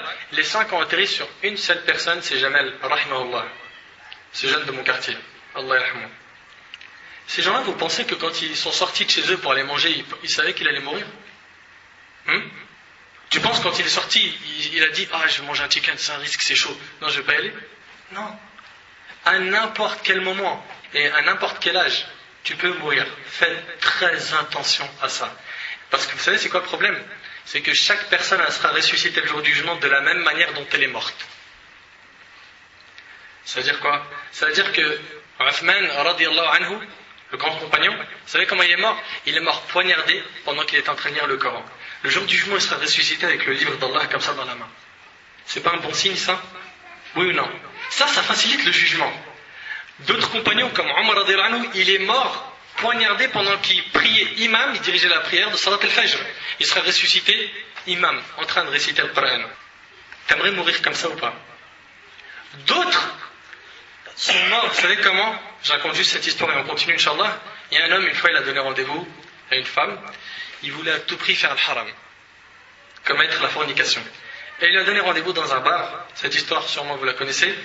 Et il l'attend à 9h, elle n'est pas là. 9h30, elle n'est pas là. C'est quoi ça? Elle m'a posé un lapin ou un dinosaure ou c'est quoi son délire, elle là? Et 10h, elle n'est pas là. 10h, bon, un verre. Et il commence à boire. Boire. À minuit, elle arrive, elle rentre. Cette femme. De joie, il s'est précipité vers elle, il s'est prosterné devant elle et il est mort prosterné devant une prostituée. Et il sera ressuscité le jour du jugement, prosterné devant une prostituée. Ça, c'est une belle mort, ça? C'est toi qui l'as choisi ta mort. Ta mort, c'est toi qui l'as choisi. Tu vis carré, tu meurs carré. Tu es ressuscité carré. Tu rentres au paradis carré, triangle, rectangle. Dans le cas contraire, Wallahi, c'est le danger pour toi. Wallahi, c'est le danger. Et si je suis venu aujourd'hui de Paris, c'est pas pour vous faire peur. C'est pour vous prévenir. Quand quelqu'un il voit un danger et que les gens peuvent tomber dans ce danger-là, il les prévient ou il dit non, je les laisse. Après ils vont dire je suis compliqué, je suis dur. Non, il prévient. Ça c'est notre rôle et c'est comme ça que le prophète nous a appris à être. Parmi les choses, huitièmement, qui font baisser la foi, le fait d'être influencé par le diable et de lui laisser notre cervelle et de lui dire Bismillah, travaille. Tu sais ce que tu as à faire? Bosse. Ça, vous savez c'est quoi le problème? C'est que ceux qui disent écoute, moi si je sors pas avec ma tenue serrée, parfumée, mes talons aiguilles, mes 4 tonnes de peinture, etc. Si je sors pas comme ça, je vais me sentir bizarre dans la rue. En même temps, je vais pas me faire draguer. En même temps, ça veut dire que je suis pas belle. En même temps, ça veut dire. Et le Shaitan, il travaille dedans. Il travaille sa cervelle. Le problème, ma sœur, toi qui penses comme ça, ou toi qui te dis, c'est sur Facebook que je vais trouver un futur mari, et je commence à draguer, déjà, je vous le dis clairement. Et je vais faire une conférence, Inch'Allah, sur ces choses-là, dans peut-être 2-3 semaines, sur toutes ces relations-là du net. Elles n'ont jamais abouti. Elles n'ont fait que des tristesses, des peines, des pleurs. Oui, mais il est sérieux, machallah. Écoute, laisse tomber. Un homme qui craint Allah, il va frapper à la porte et il dit Ami, salam alaikum, voilà ce que je veux, c'est ça et ça et ça. Et il ne saute pas par la fenêtre pour aller prendre ce qu'il y a dans la maison. Ça, c'est le travail des voleurs. L'homme propre, t'imagines, toi, t'as une fille, un gars, il est en train de parler avec elle toute la nuit, et elle est en train de foirer ses études, sa vie, tout, sa religion. Et tu te dis, mais pourquoi elle a changé comme ça? Tu serais heureux, toi, de cet homme-là? Sûrement non. Donc, je vous dis tout de suite, tout ce qui est net, chat, forum, machin, religieux ou pas religieux, que les hommes et les femmes ne parlent pas ensemble. Vous voulez aller télécharger des audios, lire des articles ou des trucs, il n'y a pas de problème. Mais parler, communiquer, Wallahi al-Azim, c'est un danger. Et le nombre de filles qui se plaignent après de « je suis enceinte, mes parents ne le savent pas, qu'est-ce que je fais, est-ce que c'est autorisé d'avorter ?» Le nombre de... Mais t'hallucines. Mais comment vous êtes arrivé à là? C'est parti du clavier. Salam alaikum, Mourti, machin, je cherche une sœur, machallah, machin, j'ai le bébé, etc. Et ils chantent des chansons pendant longtemps, et à la fin, ils n'assument pas les choses. Et tu sais, ma sœur, plus tu es réservé, plus tu es pudique, plus Allah il te facilitera un homme pieux. Plus tu te dévalorises par ce clavier, moins tu as de chance de trouver une personne bien. Et le pire, c'est que le jour du jugement, Shaitan il va dire, écoutez, moi j'y suis pour rien, j'ai rien fait. Est-ce que tu imagines un petit peu que Shaitan, depuis le début de la création des êtres humains, depuis Adam alayhi salam jusqu'à aujourd'hui, tout ce qui se passe comme problème sur terre, c'est lui qui en est la cause. Il va se désavouer de tout ça. Et ça, c'est cité dans le Coran. Mais le problème, c'est qu'il ne va pas se désavouer seulement. Il va faire trembler certains cœurs. Vous savez, il y a des gens, ils n'écoutaient jamais les discours du vendredi. Ils allaient, ça arrive beaucoup, hein. Ils rentrent à la mosquée, la première chose qu'ils cherchent, c'est un pilier ou un poteau, s'adosser et ils décollent. Tu vois, après on dit Hayya ala salat, Hayya al falah, ils se lèvent sans refaire les ablutions, ils prient normal, pas de problème. Eh bien, ces gens-là qui venaient dormir, ou qui n'assistaient pas au vendredi, ou qui ne quittaient pas des discours, qu'ils sachent que le jour du jugement, ils vont entendre une khutba en enfer. Un discours. Cette histoire-là, elle est dans Tafsir ibn Kathir. Vous pouvez la vérifier, Inch'Allah. Qu'est-ce qui va se passer exactement? Les anges, ils vont venir, pendant que les gens ils seront en train de brûler en enfer, avec un mimbar. Vous connaissez le mimbar? La chair sur laquelle l'imam monte le vendredi pour prêcher. Ils vont ramener un mimbar, les anges, et ils vont le placer. Et un homme, il va monter, personne qui monte, et les gens, ils verront son dos, mais ils ne sauront pas c'est qui. Et il va se retourner pour faire un discours. C'est qui cet homme? C'est Iblis. C'est le diable. Il va faire un discours en enfer. Mon frère, est-ce que tu es sûr de ce que tu dis? Écoute avec moi ce qu'Allah dit dans Surat Ibrahim, Surat 14, verset 22. وَقَالَ الشَّيْطَانُ لَمَّا قُضِيَ الْأَمْرِ إِنَّ اللَّهَ وَعَدَكُمْ وَعْدَ الْحَقِّ وَوَعَدتُكُمْ فَأَخْلَفْتُكُمْ وَمَا كَانَ لِي عَلَيْكُمْ مِنْ سُلْطَانٍ إِلَّا أَنْ دَعَوْتُكُمْ فَاسْتَجَبْتُمْ لِي فَلَا تَلُومُونِي وَلُومُوا أَنفُسَكُمْ مَا أَنَا بِمُصْرِخِكُمْ وَمَا أَنْتُمْ بِمُصْرِخِيَّ إني كفرت بما أشركتموني من قبل إن الظالمين لهم عذاب أليم.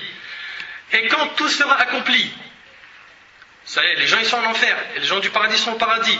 Et quand tout sera accompli, le diable dira, donc il va faire un discours, fi jahannam, en enfer.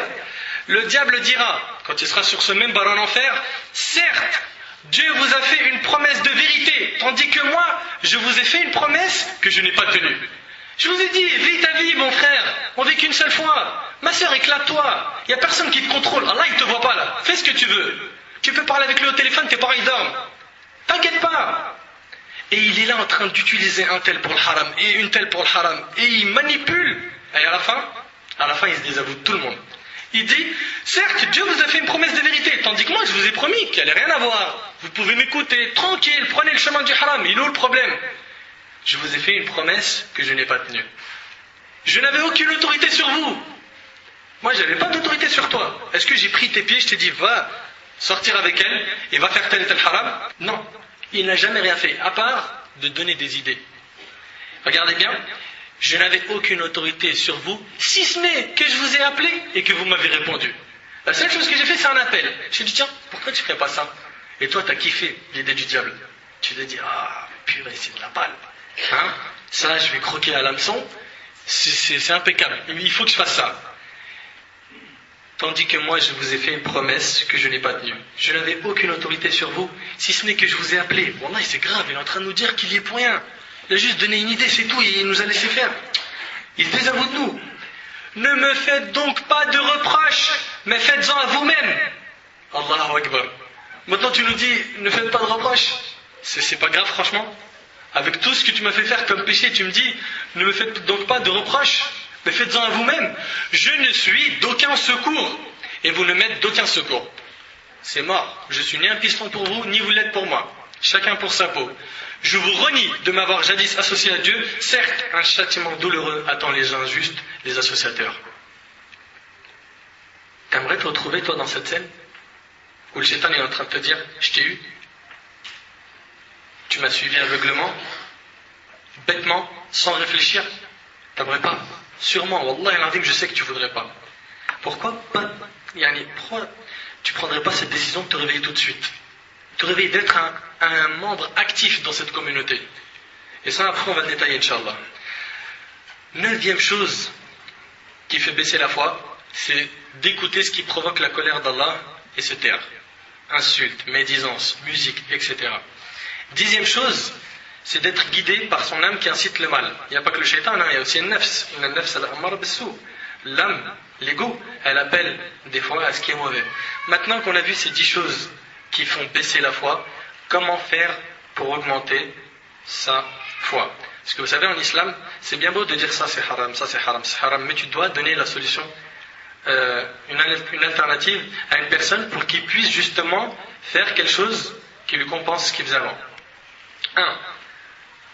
Maintenant, voyons ensemble le remède de la baisse de foi. 1. Profiter de chaque minute de notre vie, car le temps est le capital de l'homme. Mes frères et sœurs, la vie est courte. Chaque jour qui passe diminue de notre vie et nous rapproche de notre délai. Prenons la décision de ne plus faire de péché, car au fond, on sait tous que l'on va quitter cette terre un jour ou l'autre, qu'on le veuille ou non. Deuxièmement, multiplions l'évocation de la mort. Le fait de savoir qu'on peut mourir à n'importe quel moment freine les péchés. Et franchement, quand on parle de la mort, c'est comme une personne qui est en train de rouler vite et on lui a tiré le frein à main. Ça freine tout. Il y en a qui vont me dire, ouais, mais tu m'as cassé l'ambiance là, tu as cassé le délire. Non, il ne faut pas le prendre comme ça. Il faut dire, alhamdoulilah, il m'a ouvert les yeux. Alhamdoulilah, il m'a fait un rappel, Inch'Allah, qui sera profitable. Prenons la décision de ne plus faire de péché, car on sait qu'on va tous quitter cette terre et multiplions l'évocation de la mort. Le fait de savoir qu'on peut mourir à n'importe quel moment freine les péchés et appelle aux bonnes œuvres. Et bien sûr, les bonnes œuvres augmentent la foi. Wallahi, le jour du jugement n'est pas un jour facile. Et il y a des cours sur notre site, sur les règles, sur le jour du jugement, la vie après la mort, vous pourrez les écouter, Inch'Allah. Troisième chose qui fait augmenter la foi, c'est l'apprentissage de la science. Al-ilm, le fait d'apprendre la religion. En écoutant des rappels sur l'ordinateur, des cassettes, des MP3, ou en allant à la mosquée, ou en priant en groupe, ça c'est pour les hommes. La prière du vendredi aussi, elle a un grand rôle. Allah dit dans Surat Az-Zumar, Surat 39, verset 9, قُلْ هَلْ يَسْتَوِي الَّذِينَ يَعْلَمُونَ وَالَّذِينَ لَا يَعْلَمُونَ. Sont-ils égaux ceux qui savent et ceux qui ne savent pas? Une personne qui connaît dans la religion et une personne qui ne connaît pas, ils sont égaux? Pas du tout. Il y a une différence entre eux. Allah dit aussi dans Surat Fatir, Surat 35, verset 28, إِنَّمَا يَخْشَى اللَّهَ مِنْ عِبَادِهِ الْعُلَمَاء. Parmi ses serviteurs, seuls les savants craignent Allah. Plus tu apprends, plus tu crains Dieu. C'est pour ça que les savants, c'est les gens qui craignent le plus Allah subhanahu wa ta'ala.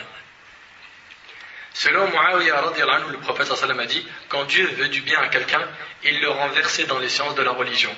Rapporté par le Bukhari. Si tu veux savoir si Allah il te veut du bien ou pas, regarde est-ce que tu es attiré par les conférences, les rappels, les livres de la religion, les vidéos de religion. Oui ou non? Déjà le fait que vous soyez présent aujourd'hui montre et prouve qu'Allah il vous aime et qu'il vous a choisi. Parce qu'il est possible que toi, mon frère, ou toi, ma soeur qui est là, ta meilleure amie ou ton frère de sang ou ta soeur de sang n'est pas avec toi. Tu lui as dit viens et inverse, il t'a dit non. Donc Allah il t'a choisi toi et pas quelqu'un d'autre. Tu dois remercier Allah subhanahu wa ta'ala pour cette ni'ma et continuer. Continuer parce que le chemin il est encore long. Le chemin il est encore long. Selon Abu Huraira radiyallahu anhu, le prophète sallallahu alayhi wa sallam a dit, celui qui prend une route à la recherche d'une science, Dieu lui facilite une voie vers le paradis par celle-ci. Rapporté par Muslim. Vous avez pris une route aujourd'hui pour venir ici, pour apprendre ou pour écouter les paroles d'Allah, sachez qu'avec ce chemin, Allah il vous a ouvert un chemin pour le paradis. Dans un autre hadith, le prophète sallallahu alayhi wa sallam a dit, Allah et ses anges, ainsi que les habitants des cieux et de la terre, jusqu'à même la fourmi dans son trou, et le poisson, prient pour ceux qui enseignent le bien aux gens. Rapporté par Tirmidhi. Tu dois faire partie de ces gens-là, qui enseignent le bien aux gens. Apprends la religion ou l'arabe, ces choses-là, et enseigne-la aux gens. Pourquoi? Pour avoir ce mérite. Parce qu'Allah et ses anges, imagine-toi combien il y a d'anges, jusqu'à même la fourmi dans son trou et le poisson prie, c'est-à-dire qu'il demande à Allah et Allah pardonne à cette personne. À qui? À ceux qui enseignent le bien aux gens. Quatrièmement, parmi les choses qui font augmenter la foi, c'est de faire la da'wah, d'appeler les gens à l'islam. Wallahi, ça fait trop du bien. Appelle les gens à l'islam. Oui, mais je ne connais pas grand-chose. Le peu que tu connais, si tu le maîtrises bien, et que tu as lu les commentaires de tel hadith et de tel verset, plonge. Appelle les gens à ça et ne parle jamais avec ignorance. On te pose une question, tu ne sais pas, tu dis Allahu a'lam. Faire la da'wah, ça fait grave augmenter la foi, bien sûr, avec sagesse et une bonne parole. Parce que des fois, des gens, ils me disent, ouais, mais j'appelle mon père et tout à faire la salat, il ne veut jamais. D'accord, comment tu l'as fait? Comment tu l'as appelé à la salat? Tu lui as dit quoi? Mais je lui ai dit, papa, celui qui prie pas c'est un kafir. Eh ben toi t'es un kafir. Mais jamais de la vie il va faire la salat. Jamais, c'est pas comme ça. C'est pas comme ça. Il faut une sagesse et de la science. Selon Sahl ibn Sa'd, radiyallahu anhu, le prophète alayhi salatu salam a dit, une fois à Ali radiyallahu anhu, par Dieu, quand Dieu met par toi un seul homme sur la bonne voie, cela t'est préférable aux biens les plus précieux de ce monde. Rapporté par Bukhari et Muslim. Le fait d'être la cause de la guidée d'une personne, ça vaut mieux que ce bas monde et ce qu'il contient. Tout. Une fois, il y a un frère, il m'a envoyé un email, il me dit, Salam alaikum, qu'est-ce qu'on gagne si une personne elle convertit à l'islam? Il veut savoir si ça vaut le coup ou pas d'abord. Je lui ai cité ce hadith. Bien sûr que ça vaut le coup, ça vaut plus que le coup. Selon lui encore, le prophète a dit, celui qui appelle à une bonne voie a un salaire égal à celui de tous ceux qui la suivent sans rien diminuer de leur propre salaire, rapporté par le musulman. Vous savez, quand vous appelez quelqu'un à l'islam, tu l'as pris par exemple à faire la prière. Et lui, il apprend cette prière-là à quelqu'un. Et ainsi de suite. Ce qui se passe, c'est que toi, à chaque fois que cet homme-là il va faire la prière, tu auras la même récompense qu'il a sans que ses bonnes actions soient diminuées. Tu es conscient de ça? J'ai appris à quelqu'un, par exemple, Surat Qul Huwallahu Ahad, Surat Al-Ikhlas. Il la récite, mashallah, très bien. À chaque fois qu'il la récite, j'en ai les récompenses sans que ces récompenses ne soient diminuées. Et si lui, il apprend à quelqu'un, eh ben, j'ai sa récompense et celui d'après. Et ainsi de suite. Et vous imaginez un petit peu les récompenses du prophète alayhi salatu salam? C'est bien lui la cause de tout ce khir, tout ce bien qu'on est en train d'apprendre et enseigner aux gens aujourd'hui. Cinquièmement, être attentif aux actes du cœur. C'est-à-dire la peur, la crainte, l'espoir, la confiance, l'humilité. Sixièmement, méditer sur la biographie de notre prophète alayhi salatu salam, celle des compagnons et de nos pieux prédécesseurs. Septièmement, côtoyer les gens du bien. Côtoyer les gens bien. Huitièmement, se passer de ce que les gens ont, de ce bas monde, et surtout, il ne faut pas être jaloux de ce qu'ils ont de ce bas monde, sauf des choses de la religion. Regardons toujours ceux qui sont au-dessus de nous, en ce qui concerne la religion, et ceux qui sont en dessous, en ce qui concerne les choses de la vie courante. Le prophète, alayhi salatu salam, il a dit dans un hadith, selon Abu Hurayra radiyallahu anhu, méfiez-vous de l'envie, de la jalousie. Pourquoi? Parce qu'en fait, il y a des gens, des fois, ils sont jaloux qu'un tel, il a acheté telle voiture. Et telle sœur, elle est jalouse de telle sœur parce qu'elle a tel portable. Ou parce qu'elle a acheté tel et tel vêtement. Ou telle et telle chaussure et basket. Ou parfum, ou autre. Méfiez-vous de la jalousie. Car la jalousie, l'envie, brûle les bonnes actions comme le feu brûle le bois. Quand tu es jaloux de quelqu'un, imagine-toi que tu es en train de brûler tes bonnes actions. Attention, je parle de la jalousie des choses de ce bas monde. Et le hadith est rapporté par Abu Daoud. Par contre, il y a des jalousies qui sont permises, parmi elles, deux choses. Être jaloux de quelqu'un qui a la science et qui l'enseigne, et quelqu'un qui a de l'argent qui le dépense fi sabilillah. Neuvièmement, dire toujours la vérité, car ceci guide vers la piété. Dixièmement, parmi les choses qui font augmenter la foi, le fait de s'efforcer de faire des bonnes œuvres. C'est ainsi que les compagnons ont été éduqués par notre prophète, alayhi salatu wassalam. Umar radiyallahu anhu, en parlant d'Abu Bakr, vous savez ce qu'il a dit? Il a dit chaque jour après Salat al-Fajr, il sortait direct de la mosquée. Umar, il parle d'Abu Bakr. Il dit chaque jour après Salat al-Fajr, je voyais Abu Bakr sortir de la mosquée et ça m'étonnait. Je l'ai donc suivi pour voir où il allait. Il y avait beaucoup de concurrence dans le bien entre ces deux-là, entre Abu Bakr et Umar. Tout le temps, il cherchait à se concurrencer. Je l'ai vu entrer dans une maison. C'était pendant sa période de califat. Donc Abu Bakr, c'est lui le calife des musulmans, le gouverneur. Et il rentre dans une maison où il y resta un peu, puis il en sortit. Après sa sortie, je suis rentré dans cette maison et j'ai trouvé une vieille dame aveugle. Il demanda à la femme, qui es-tu? Et qui est cet homme qui était là il y a un instant? Elle lui répondit, je suis une vieille dame, faible et aveugle. Quant à cet homme qui vient chez moi tous les jours, je ne le connais pas. Mais chaque jour, il vient me faire à manger. Il passe le balai chez moi, il traîne mes moutons, puis s'en va. C'est le gouverneur. Il s'occupe d'un pays entier et en même temps, il va s'occuper des vieilles dames. Il va leur rendre service. Omar sortit de chez elle en pleurant et dit, tu as épuisé tous les califes, ô Abu Bakr. Ça, c'était les compagnons. Ils se concurrençaient dans le bien. Avec tes amis, concurrence que dans le bien, pas dans le haram. Pas dans celui qui va écouter le plus de musique, pas dans celui qui va draguer le plus de filles, pas dans celui qui va voler un tel et un tel, pas dans celui qui va manger tel et tel argent haram. Non, ou celui qui va tricher en cours, à l'école. Tout ça, tu laisses tomber. Pour les pères de famille, pareil. Ne soyez pas des tricheurs dans votre commerce, dans vos transactions, dans vos propos. Faites très attention. Tout ça, c'est des dépôts qu'Allah vous a confiés et vous en serez jugés le jour du jugement.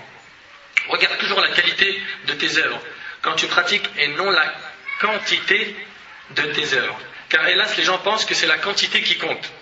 Les gens pensent que le jour du jugement, quand tu viens avec des tonnes d'œuvres, c'est bon, Inch'Allah, tu rentres au paradis. C'est pas le nombre d'œuvres qui est important, c'est la qualité de tes œuvres. En effet, Allah n'accepte pas nos œuvres, même si elles sont nombreuses, que s'il y trouve en nous la piété. La piété. Ça veut dire quoi la piété en fait? C'est le fait de te retrouver là où Allah veut et de t'éloigner des endroits qu'Allah n'aime pas. C'est pour cela que lorsqu'un mendiant est venu voir Ibn Omar, Abdullah ibn Omar, radiyallahu anhuma, Ibn Omar dit à son fils, donne-lui un dinar.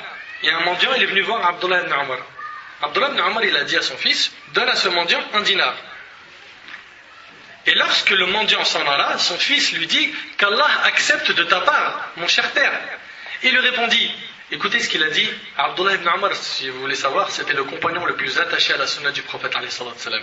Il lui a dit, si j'apprends qu'Allah a accepté de ma part ne serait-ce qu'une prosternation ou l'aumône d'un dinar, rien ne me serait préféré à la mort. Si Allah il accepte de moi juste une prosternation ou un dinar, qu'il prenne mon âme. Je ne vais plus vivre, c'est bon, ça me suffit. S'il apprend qu'Allah a accepté de sa part une seule prosternation ou l'aumône d'un dinar, alors il en serait heureux. Pourquoi? Ibn Omar il a dit cette phrase parce qu'il a compris le Coran et la volonté d'Allah et parce qu'il a compris le sens de la parole d'Allah dans Surat Al-Ma'idah, Surat 5, verset 27. Innama yataqabbalu Allah min al-muttaqin. Dieu n'accepte que de la part des pieux. Et c'est pour cela qu'il a dit à la suite de ceci, sais-tu de qui on accepte les œuvres? Dieu n'accepte que de la part des pieux. Al-Hassan al-Basri, rahimahullah, pleurait beaucoup. Leurs cœurs n'étaient pas comme les nôtres, ces gens-là. Quand on lui demandait pourquoi pleures-tu autant, il dit, je crains que mon Seigneur me jette en enfer. Subhanallah, ceux qui connaissent cet homme-là et qui ont lu un petit peu sa biographie, vont se dire, mais comment il peut avoir peur d'aller en enfer? Il fait quoi comme péché comparé à nous? Il disait, j'ai peur que mon Seigneur me jette en enfer. Abu Bakr une fois il est entré dans une ferme d'un Ansari, un des habitants de Médine, et en voyant un oiseau il se mit à pleurer. Les gens lui demandèrent, pourquoi pleures-tu, ô Abu Bakr? Il a répondu, j'ai vu un oiseau qui volait et qui mangeait de ce qu'il y avait sur les arbres. Je me suis rappelé que cet oiseau, une fois mort, n'aura ni de compte à rendre ni de châtiment. Cela me fit verser des larmes, car en ce qui me concerne, j'aurai des comptes à rendre, et comme j'aurais aimé être un oiseau afin qu'Allah ne me juge pas. Abu Bakr, qui n'a pas fait les péchés que nous on a fait, disait, j'aurais aimé être un oiseau pour qu'Allah ne me juge pas. Subhanallah. Abu Bakr, à qui le paradis fut promis, avait ce niveau de taqwa. Pour finir, mes frères, mettons un frein au péché, à la médisance, Salat al-Fajr que beaucoup ne prient pas, que chacun d'entre nous se réveille, au regard illicite, aux relations illicites avant le mariage, aux péchés que l'on fait en cachette, en pensant que personne ne nous voit. Allah dit dans Surat Al-Alaq, Alam ya'lam bi anna Allah yara. Ne sait-il pas que vraiment Allah voit? Les gens ils ont oublié qu'Allah il les voit. Qu'Allah subhanahu wa ta'ala fasse que l'on soit parmi ceux qui le craignent comme il se doit, afin que nous obtenions la victoire dans ce bas monde et dans l'au-delà. On ne fait pas plus long, Inch'Allah. أسأل الله سبحانه وتعالى أن ينفعني بما قلت وأن ينفعكم بما سمعتم. هذا ما أعلم والله أعلم وأعلم. سبحانك اللهم وبحمدك أشهد أن لا إله إلا أنت أستغفرك وأتوب إليك. جزاكم الله خير والسلام عليكم.